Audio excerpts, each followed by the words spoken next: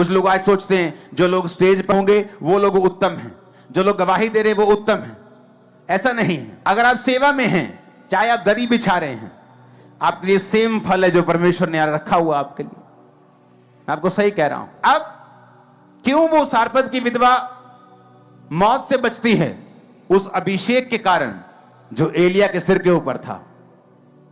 क्यों वो विधवा जो कर्जे से बचती है, अपने दोनों बेटों को बेचने से बचा लेती है? उस अभिषेक के कारण जो अलीशा के ऊपर था।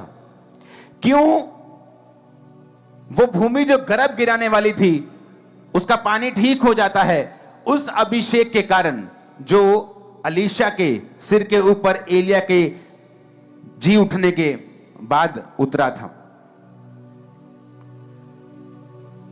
बाइबल कहती है हंडे में जहर ठीक करना, 100 मनुष्य को खिलाना, नमान कोड़ी को कोड़ से शुद्ध करना। कैसे हो गया वो? वचन कहता है कि नमान कोड़ी का कोड़ शुद्ध हुआ अलीशा की उस अभिषेक और अनाइंटिंग, उसके शब्द जो खुदावंद की उपस्थिति उसके जीवन में थी उसके कारण। कुल्हाड़ी का पैरों पानी पर तैरना उसी के कारण। अलीशा के द्वारा अरामी सेना को अंधा कर देना जब वो उसे पकड़ने के लिए आए थे, उसी अभिषेक के कारण। आप इस बात को समझ लें कि अगर आपकी संगति जहां आप जाते हैं, अगर परमेश्वर का जेन्युइन, फेक वाला नहीं, वो ड्रामे नहीं जो लोग करते हैं आजकल फेसबुक की प्रोफेसी, वो नहीं, अगर जेन्युइन अभिषेक के नीचे आप हैं, मैं आपको बता रहा हूं आप छूट जाएंगे हर एक बंधन से। वो कहीं भी, कैसा भी, कितना भी पुराना, कितना भी गंदा, कितना भी लंबा क्यों ना हो। मैं आपको बता रहा हूं, लोग बोलते हैं हमारे घर का जादू टूटना बड़ा लंबा चला जी, 40 साल से चल रहा है। उसके टूटने का समय आज रात है। यीशु के नाम में आमीन होना चाहिए। आप मेरी बात को ध्यान से समझो।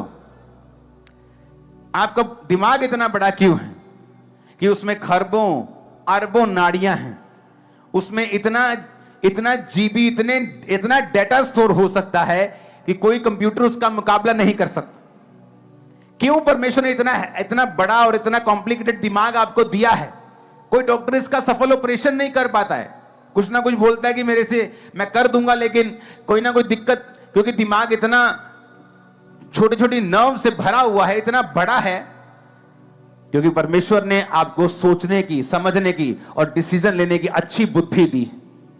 उसने आपको बाइबल दी है इसे पढ़ने और समझने के लिए कि क्यों एलिया की लाइफ ऑडेसिटी से, दलेरी से भरी हुई थी, क्योंकि वो परमेश्वर की उपस्थिति में था।